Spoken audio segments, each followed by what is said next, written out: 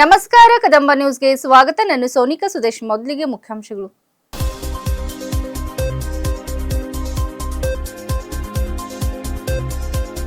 ರೈತರ ಜೀವನ ಕತ್ತಲೆಗೆ ಅಧಿವೇಶನದಲ್ಲಿ ಸರ್ಕಾರದ ವಿರುದ್ಧ ಶರಣು ಸಲಗರ್ ವಾಗ್ದಾಳಿ.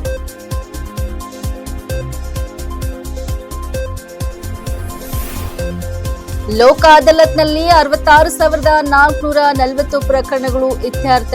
ನ್ಯಾಯಾಧೀಶ ಪ್ರಕಾಶ್ ಬನ್ನಸೋಡೆ.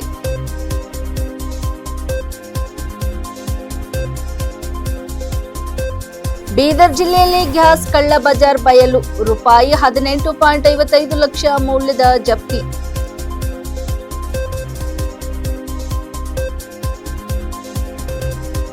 ಔರದ್ನಲ್ಲಿ ಕಳಪೆ ಸಿಸಿ ರಸ್ತೆ ಕಾಮಗಾರಿ ಆರೋಪ. ವಿದ್ಯಾರ್ಥಿ ಮುಖಂಡರ ಆಕ್ರೋಶ. ಸುದ್ದಿಯ ವಿವರಗಳು. ರಾಜ್ಯ ಸರ್ಕಾರದ ಇತ್ತೀಚಿನ ಬಜೆಟ್ ಕುರಿತಾಗಿ ರೈತರಲ್ಲಿ ಅಸಮಾಧಾನ ವ್ಯಕ್ತವಾಗುತ್ತಿರುವ ನಡುವೆ ಬೆಳೆ ಹಾನಿ ಪರಿಹಾರಕ್ಕೆ ಹೆಚ್ಚು ಹಣ ಮೀಸಲಿಡಬೇಕೆಂದು ಶಾಸಕ ಶರಣು ಸಲಗರ್ ಆಗ್ರಹಿಸಿದ್ದಾರೆ. ಇಂದು ನಡೆದ ಅಧಿವೇಶನದಲ್ಲಿ ಮಾತನಾಡಿದ ಅವರು, ಮುಖ್ಯಮಂತ್ರಿ ಮಂಡಿಸಿದ ಬಜೆಟ್ ಮೇಲೆ ರೈತರ ಜೀವನ ಅವಲಂಬಿತವಾಗಿತ್ತು. ಆದರೆ ಬಜೆಟ್ ಹೊರಬಂದ ಬಳಿಕ ರೈತರಿಗೆ ನಿರಾಸೆಯಾಗಿದೆ. ಇದು ರೈತರ ಜೀವನವನ್ನು ಕತ್ತಲೆಯತ್ತ ತಳ್ಳುವಂತಾಗಿದೆ ಎಂದು ಹೇಳಿದರು. ಗ್ಯಾರಂಟಿ ಯೋಜನೆಗಳ ಬಗ್ಗೆ ಟೀಕಿಸಿದ ಅವರು, ಗ್ಯಾರಂಟಿ ಯೋಜನೆಗಳ ಮೂಲಕ ಮತಗಳನ್ನು ಗಳಿಸಿರುವ ಸರ್ಕಾರ ರೈತರಿಗೆ ನಿಜವಾದ ನೆರವು ನೀಡುವಲ್ಲಿ ವಿಫಲವಾಗಿದೆ. ರೈತರು ಪರಿಹಾರ ಕೇಳಿದಾಗ ಗ್ಯಾರಂಟಿ ನೀಡುತ್ತಿದ್ದೇವೆ ಎಂದು ಹೇಳುವುದು ಸರಿಯಲ್ಲ ಎಂದು ಆರೋಪಿಸಿದರು. ಇದೇ ವೇಳೆ ರಾಜ್ಯದಲ್ಲಿ ಸಾಲದ ಪ್ರಮಾಣ ಹೆಚ್ಚಿರುವುದನ್ನು ಉಲ್ಲೇಖಿಸಿ, ರಾಜ್ಯದಲ್ಲಿ ಅತಿ ಹೆಚ್ಚು ಸಾಲ ಮಾಡಿರುವ ಸರ್ಕಾರವೆಂಬ ಟೀಕೆ ಮುಖ್ಯಮಂತ್ರಿ ಸಿದ್ದರಾಮಯ್ಯ ಮತ್ತು ಕಾಂಗ್ರೆಸ್ ಪಕ್ಷಕ್ಕೆ ಸೇರಿದೆ ಎಂದು ಅವರು ವಾಗ್ದಾಳಿ ನಡೆಸಿದರು. ರೈತರ ಹಿತದೃಷ್ಟಿಯಿಂದ ಸರ್ಕಾರ ತಕ್ಷಣ ಕ್ರಮ ಕೈಗೊಂಡು ಬೆಳೆ ಹಾನಿ ಪರಿಹಾರವನ್ನು ಹೆಚ್ಚಿಸಬೇಕೆಂದು ಅವರು ಒತ್ತಾಯಿಸಿದರು. ಮಳೆಗಾಲ ಅತಿಯಾದ ಅಪಾಯಕಾರಿ ಮಳೆಗಾಲ ಆಗಿ ಇಡೀ ರಾಜ್ಯದ ಸಿಲುಕಿತ್ತು. ಇಡೀ ರಾಜ್ಯದ ರೈತ ಕುಲ ಕಷ್ಟದಲ್ಲಿತ್ತು. ಈ ರಾಜ್ಯದ ಕೋಟಿ ಕೋಟಿ ಯುವಕರು ಮಾನ್ಯ ಮುಖ್ಯಮಂತ್ರಿಗಳ ಬಜೆಟ್ನಿಂದ ನಮ್ಮ ಬದುಕು ಏನರೇ ಹಸನಾಗಬಹುದು, ಬೆಳಕಾಗಬಹುದು ಅಂತ ಹೇಳಿ ಆ ಬಜೆಟಿನ ಮೇಲೆ ನಿರೀಕ್ಷೆ ಇಟ್ಕೊಂಡು ಕೂತಿರೋ ಅಧ್ಯಕ್ಷರೇ. ಆದ್ರೆ ಅಧ್ಯಕ್ಷರೇ, ಸಿದ್ದರಾಮಯ್ಯನವರು ಬಜೆಟ್ಟಿನ ಭೀಷ್ಮ, ಬಜೆಟ್ಟಿನ ಪಿತಾಮಹ. ಆದ್ರೆ ಅಧ್ಯಕ್ಷರೇ, ಆ ಬಜೆಟ್ ಹೊರಗಡೆ ಬಂದಾಗ ಈ ರಾಜ್ಯದ 7 ಕೋಟಿ ಜನ ನಿರಾಶೆ ಆದ್ರ ಅಧ್ಯಕ್ಷರೇ. ಇದೇನಪ್ಪ ಈ ಬಜೆಟ್, ನಮಗೇನೋ ನಮ್ಮ ಭವಿಷ್ಯ ಬದಲಾವಣೆ ಆಗ್ತಂತ ನಾವು ತಿಳ್ಕೊಂಡಿದ್ದೀವಿ. ಈ ಬಜೆಟ್ ಈ ಜನರನ್ನ ಕತ್ತಲೆಗೆ ದೂಡ್ತಕ್ಕಂತ ಬಜೆಟ್ ಅಧ್ಯಕ್ಷರೇ. ಇವತ್ತ ಪಾವತಿ ಕೊಡೋದಾಗಿರ್ಬೋದು, ಕಂದಾಯ ಗ್ರಾಮಗಳೊಳಗ ಹಕ್ಕು ಪತ್ರ ವಿತರಣೆ ಮಾಡೋದಾಗಿರ್ಬೋದು, ರೆಕಾರ್ಡ್ ರೂಮ್ ಡಿಸ್ಲೀಕರಣ ಮಾಡೋದಾಗಿರ್ಬೋದು, ಒಳ್ಳೆ ಕೆಲಸ ಮಾಡಿರೋ ಅಧ್ಯಕ್ಷರೇ. ಅದಕ್ಕಿಂತ ಮೊದಲು ನಮ್ಮ ಸರ್ಕಾರದೊಳಗ ಆರ್ ಅಶೋಕ್ ಅವರು ಕಂದಾಯ ಸಚಿವರಿದ್ದಾಗ ಮನೆ ಮನೆಗೆ ಒಯ್ದು ದಾಖಲಾತಿ, ಅವ್ರ ಮನೆಗೆ ಒಯ್ದು ದಾಖಲಾತಿ ಕೊಡ್ತಕ್ಕಂತ ಕೆಲಸ ನಾವು ಮಾಡಿದೀವಿ. ಅಕ್ರಮ ಸಕ್ರಮ ಮಾಡ್ತಕ್ಕಂತ ಕೆಲಸ ಆರ್ ಅಶೋಕ್ ಅವ್ರ ನೇತೃತ್ವದಾಗ ನಮ್ಮ ಸರ್ಕಾರದಿಂದ ಆಗ್ಯದ ಅಧ್ಯಕ್ಷರೇ. ನೀವು ಮಾತಾಡಬಹುದು ಮಾತಾಡ್ರಿ ಅಧ್ಯಕ್ಷರೇ. ಆದ್ರೆ ನನ್ನ ಕಳಕಳಿ ಏನು ಅಂದ್ರೆ ಅಧ್ಯಕ್ಷರೇ, ಇವತ್ತು ನಮ್ಮಲ್ಲಿ ಜನ ವಿಧವಾ ವೇತನ ತಗೋಬೇಕಂದ್ರ, ವೃದ್ಧಾಪ್ಯ ವೇತನ ತಗೋಬೇಕಂದ್ರ, ಅಂಗವಿಕಲ ವೇತನ ತಗೋಬೇಕಂದ್ರೆ ಅಧ್ಯಕ್ಷರೇ ಈ ಪಾಯಿಂಟ್ ಸ್ವಲ್ಪ ಲಕ್ಷ ಕೊಟ್ಟು ಕೇಳ್ಬೇಕು. ತಾವು ವೇತನ ತಗೋಬೇಕಂದ್ರೆ ಅಧ್ಯಕ್ಷರೇ ಏನು ಮಾನದಂಡ ಮಾಡ್ರಂದ್ರ, ಅವ್ರ ಇನ್ಕಮ್ ಎಷ್ಟಿರ್ಬೇಕಂದ್ರೆ ಬರೇ ವರ್ಷಕ್ಕೆ 32,000 ರೂಪಾಯಿ ಇನ್ಕಮ್ ಇದ್ರಷ್ಟೇ ಆ ವೇತನಕ್ಕೆ ಅವ್ರು ಎಲಿಜಿಬಲ್ ಆತಾರ. ಮೊದಲು BPL ಕಾರ್ಡ್ ಇದ್ದವ್ರು ಇನ್ನೂ ಕೊಡ್ತಾ ಇರ್ಲಿಲ್ಲ ಅಧ್ಯಕ್ಷರೇ. BPL ಕಾರ್ಡ್ ಇದ್ದವ್ರು ತಗೋಬಹುದಾಗಿತ್ತು, ಈಗ ಹಂಗಿಲ್ಲ, ಇವು ಇದ್ದವ್ರಿಗೆ ಮಾತ್ರ ಅಂತ ಹೇಳಿ ಲಿಮಿಟ್ ಮಾಡಿರೋ ಅಧ್ಯಕ್ಷರೇ.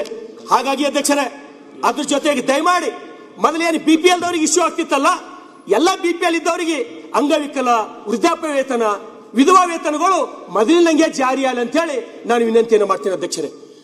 ಇನ್ನೊಂದು ವಿಷಯ, ಮೊದಲು ಯಾರೇ ಬಡವ್ರು ಸತ್ತೂರ್ ಅಂದ್ರು ಸರ್ಕಾರ ಏನು ಮಾಡ್ತಿತ್ತು ಅಧ್ಯಕ್ಷರೇ, 5,000 ರೂಪಾಯಿ ಅವ್ರ ಮಣ್ಣು ಖರ್ಚು ಕೊಡ್ತಿತ್ತು ಅಧ್ಯಕ್ಷರೇ. ನಮ್ಮ ಹಿಂದಿನ ಸರ್ಕಾರದೊಳಗ, ಈ ಸರ್ಕಾರದೊಳಗ ಅವ್ರಿಗೆ ಮಣ್ಣು ಖರ್ಚಾಗಿ ಕೊಡ್ತಕ್ಕಂಥದ್ದು ನಿಂತು ಹೋಗ್ಯದ. ಎಷ್ಟೋ ಜನ ನಮ್ಮ ಕಡೆ ನಿಮ್ಗೆ ಹೇಳಿದ್ರಿ ಕಾರ್ದವ್ರಿಗೆ ಆಶ್ಚರ್ಯ ಅನಿಸ್ತದ, ಸತ್ರ ಮಣ್ಣು ಮಾಡ್ಲಿಕ್ಕೆ ಹೆಂಗ್ ರೊಕ್ಕ ಇರಲಪ್ಪ ಅಂತ ಹೇಳಿ ನೀವು ನಂಬಲ್ ಕೆಲವ್ರು ಈ ಭಾಗದವ್ರು. ನಮ್ಮ ಕಡೆ ಸತ್ತರ ಅಧ್ಯಕ್ಷರೇ, ರೈತರ ಆತ್ಮಹತ್ಯೆ ಮಾಡ್ಕೊಂಡಿದ್ದು ಒಂದು ಪ್ರಕರಣ ನಾನೇ ನೋಡಿನಿ. ರೈತ ಆತ್ಮಹತ್ಯೆ ಮಾಡ್ಕೊಂಡ್ರ ಆ ಮನೆಗೆ 6,000 ರಿಂದ 7,000 ರೂಪಾಯಿ ಆ ಮಣ್ಣು ಖರ್ಚು ಮಾಡ್ಲಕ್ಕ ದುಡ್ಡಿರಲ್ಲ. ಹಳ್ಳಿಯೊಳಗ ಇಂಥ ಪ್ರತಿದಿನ ನಾವು ಅನುಭವಿಸ್ತೀವಿ. ದಯಮಾಡಿ ಆ ಮಣ್ಣು ಖರ್ಚು 5,000 ಕೊಡ್ತಕ್ಕಂಥ ಯೋಜನೆ ಮತ್ತೊಂದ್ಸಲ ಪ್ರಾರಂಭ ಆಗ್ಬೇಕು ಅಧ್ಯಕ್ಷರೇ. ರೈತರ ಆತ್ಮಹತ್ಯೆ ಆದಾಗ 5 ಲಕ್ಷ ತೋಲಕ ಒಂದೇ ಸೌನು ವರ್ಷಾನ್ಗಟ್ಲೆ ತಹಶೀಲ್ ಆಫೀಸ್ ಓಡಾಡ್ಬೇಕು, DC ಆಫೀಸ್ ಓಡಾಡ್ಬೇಕು, 5 ಲಕ್ಷ ಕೂಡ ಸಲಕ ಅಧ್ಯಕ್ಷರೇ. ರೈತ ಹೋಗಿರ್ತಾನ, ಮನೆಯಾಗ ಸಾವಾಗಿರ್ತಾನ, ಮಕ್ಕಳಿಗೆ ತೊಂದರೆ ಇರ್ತದ, ವಿಧವೆ ಹೆಂಡತಿ ಯಾರ್ಯಾರ ಬಲ್ ಹೋಗ್ಬೇಕು, 5 ಲಕ್ಷ ತೊಂಬಸಲಕ ಜಲ್ದಿ ಕೊಡ್ತಕ್ಕಂಥ ಪ್ರಯತ್ನ ಈ ಸರ್ಕಾರ ಯಾಕೆ ಮಾಡಲಾಗಿದೆ ಅಂತ ಹೇಳಿ ನಾನು ಕಳ್ಕಳಿ ಅಧ್ಯಕ್ಷರೇ. ಆ ತಮನ್ನಾ ಭಾಟಿಯಾಗ ಅರ್ಜೆಂಟ್ 5 ಕೋಟಿ ರೂಪಾಯಿ ಅಕೌಂಟಿಗೆ ಹಾಕ್ತಿರಲ್ಲ ಅಧ್ಯಕ್ಷರೇ.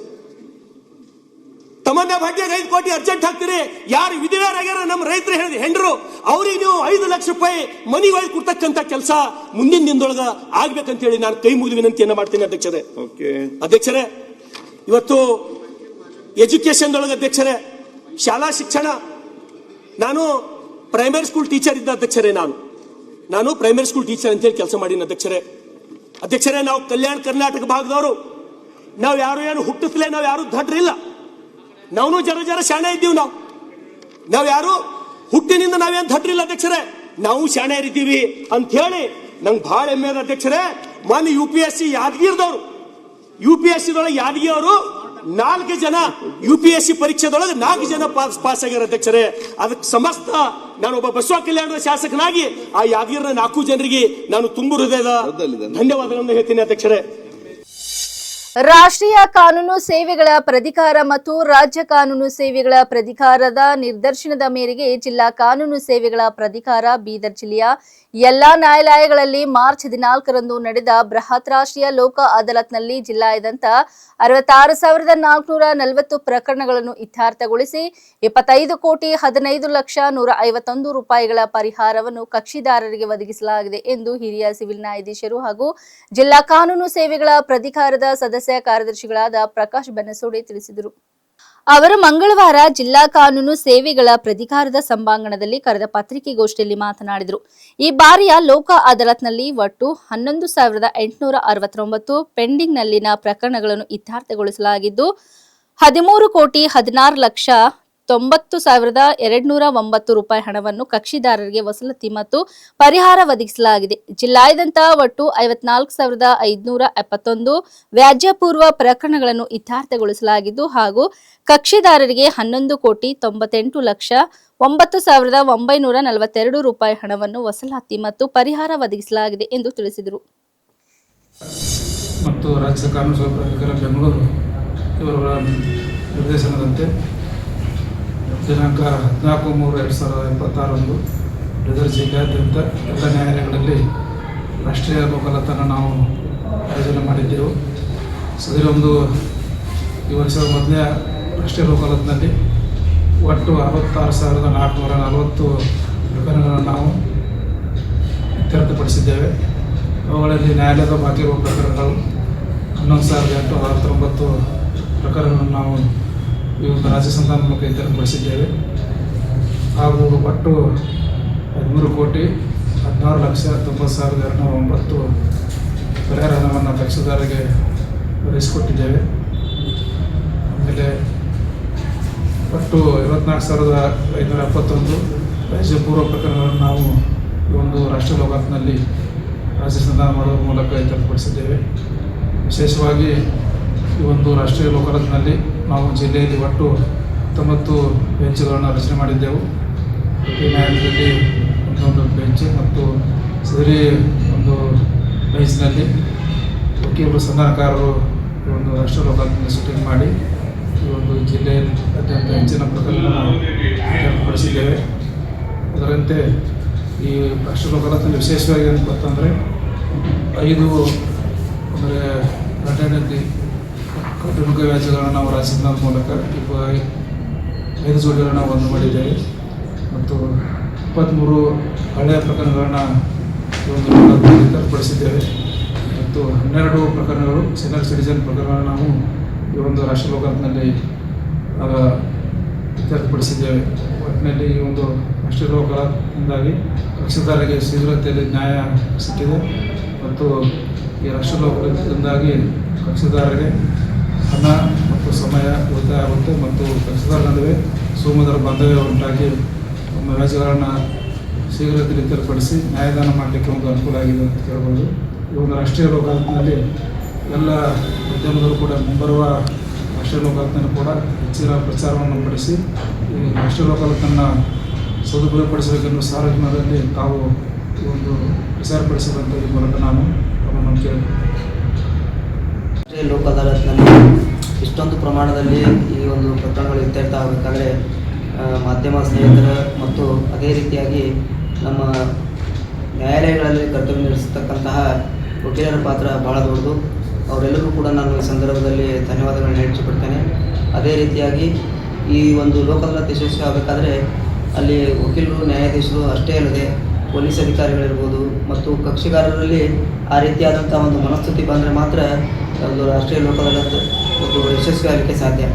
ಅಂತಹ ಒಂದು ಕರ್ತವ್ಯವನ್ನು ಮಾಡಿರ್ತಕ್ಕಂಥ ಪೊಲೀಸ್ ಅಧಿಕಾರಿಗಳಿಗೆ ಮತ್ತು ವಕೀಲರಿಗೆ ಎಲ್ಲ ನಮ್ಮ ತಾಲೂಕಿನ ವಕೀಲರ ಸಂಘಗಳಿರ್ಬೋದು, ಬೀದರ್ ಜಿಲ್ಲೆಯ ಜಿಲ್ಲಾ ವಕೀಲರ ಸಂಘ ಇರ್ಬೋದು, ಎಲ್ಲರ ಪಾತ್ರ ಸಹ ಭಾಳ ಮುಖ್ಯವಾದದ್ದು. ಅವರೆಲ್ಲರಿಗೂ ಕೂಡ ನಾನು ಈ ಸಂದರ್ಭದಲ್ಲಿ ಧನ್ಯವಾದಗಳನ್ನು ಹೇಳಲಿಕ್ಕೆ ಇಚ್ಛೆಪಡ್ತೇನೆ. ಅದೇ ರೀತಿಯಾಗಿ ಮುಂಬರುವಂತಹ ಲೋಕ ಅದಾಲತ್ಗಳಲ್ಲಿ ಕೂಡ ನಮ್ಮ ರಾಜ್ಯ ಒಂದು ನಮ್ಮದೇನು ಕಾಲ್ಸೋರಿಂದ ಬಂದಂಥ ಡೈರೆಕ್ಷನ್ಗಳಿರ್ತವೆ, ಅದರ ಪ್ರಕಾರ ಇದೇ ರೀತಿಯಾದಂತಹ ಕೋಆಪರೇಷನ್ ಸಿಗಲಿ ಅಂತ ನಾನು ಆಶಿಸ್ತಾ ಇದ್ದೀನಿ. ಜಿಲ್ಲೆಯ ಜನವಡ ಪೊಲೀಸ್ ಠಾಣೆ ವ್ಯಾಪ್ತಿಯ ಜನವಡ ಗ್ರಾಮದಲ್ಲಿ ಅಕ್ರಮವಾಗಿ ಗೃಹ ಬಳಕೆಯ ಗ್ಯಾಸ್ ಸಿಲಿಂಡರ್ಗಳನ್ನು ಸಂಗ್ರಹಿಸಿ ಸಾಗಾಟ ಮಾಡುತ್ತಿದ್ದ ಪ್ರಕರಣವನ್ನು ಪೊಲೀಸರು ಬಯಲಿಗೆಳೆದಿದ್ದಾರೆ. ಮಾರ್ಚ್ 16ರ ಸಂಜೆ ನಡೆದ ಈ ಕಾರ್ಯಾಚರಣೆಯಲ್ಲಿ 4 ಆರೋಪಿಗಳನ್ನು ಬಂಧಿಸಲಾಗಿದ್ದು 4 ಗ್ಯಾಸ್ ಏಜೆನ್ಸಿಗಳ ವಿರುದ್ಧವೂ ಪ್ರಕರಣ ದಾಖಲಿಸಲಾಗಿದೆ.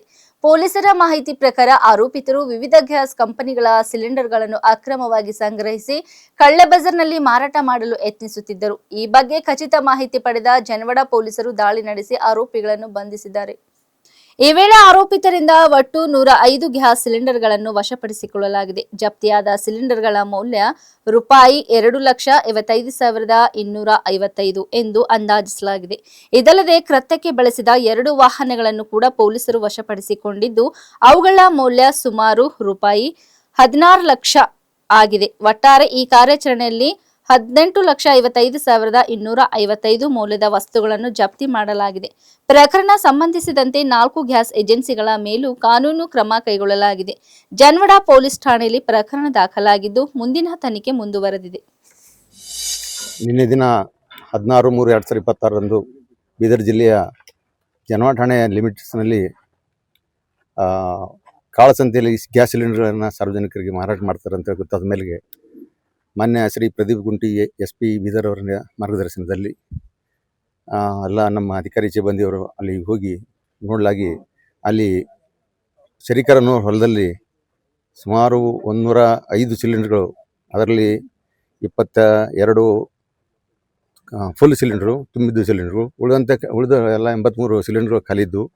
ಅವುಗಳನ್ನು ಖಾಲಿದ್ದನ್ನು ತುಂಬಿದ್ದನ್ನು ಮಾರಿ ಖಾಲಿ ವಾಪಸ್ ಎಕ್ಸ್ಚೇಂಜ್ ಮಾಡಿರ್ತಾರೆ. ಅಂಥದನ್ನು ನಾವು 2 ಲಾರಿ 2 ವಾಹನಗಳ ಸಮೇತ ಇವೆಲ್ಲ ಸಿಲಿಂಡರ್ಗಳನ್ನು ನಾವು ಹಿಡಿದು 4 ಜನರಿಗೆ ವಶಕ್ಕೆ ಪಡೆದುಕೊಂಡು ನಾವು ಅವ್ರ ಮೇಲೆ ಕ್ರಮ ಕೈಗೊಂಡಿದ್ವಿ.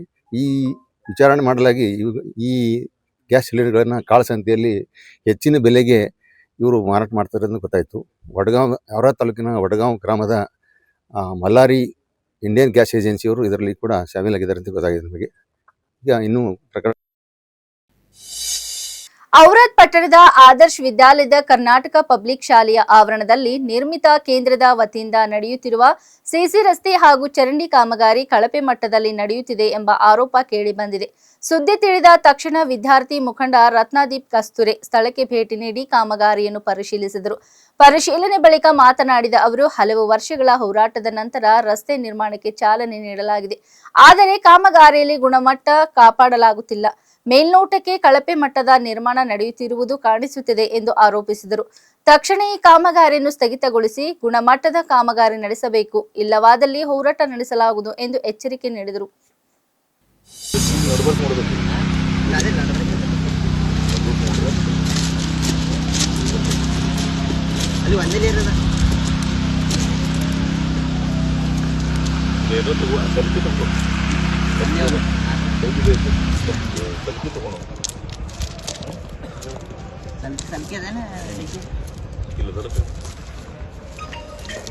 ಇದು ಫೌಡಿನಿ ತಗೋರಿ ಕಾ ಅದೇ ಸರ್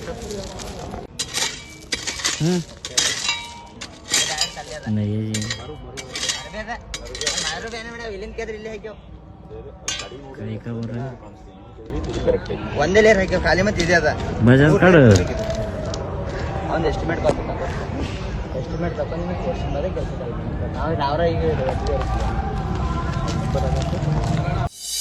ಮಧ್ಯಪ್ರಾಚ್ಯ ಸಂಘರ್ಷದ ನಡುವೆ ಭಾರತಕ್ಕೆ ಬಿಗ್ ರಿಲೀಫ್ ಸಿಕ್ಕಿದ್ದು ಸುಮಾರು 40,000 ಮೆಟ್ರಿಕ್ ಟನ್ ಎಲ್ಪಿಜಿ ಹೊತ್ತ ಶಿವಲೇಖ್ ಹಡಗು ಗುಜರಾತ್ನ ಮುಂದ್ರಾ ಬಂದರನ್ನು ತಲುಪಿದೆ. ಯುದ್ಧ ಪೀಡಿತ ಪ್ರದೇಶ ಹಾರ್ಮುಜ್ ಜಲಸಂಧಿ ಮೂಲಕ ಸುರಕ್ಷಿತವಾಗಿ ಹೊರಬಂದು ಗುಜರಾತ್ ನಂದ್ರಿಗೆ ಆಗಮಿಸಿದೆ.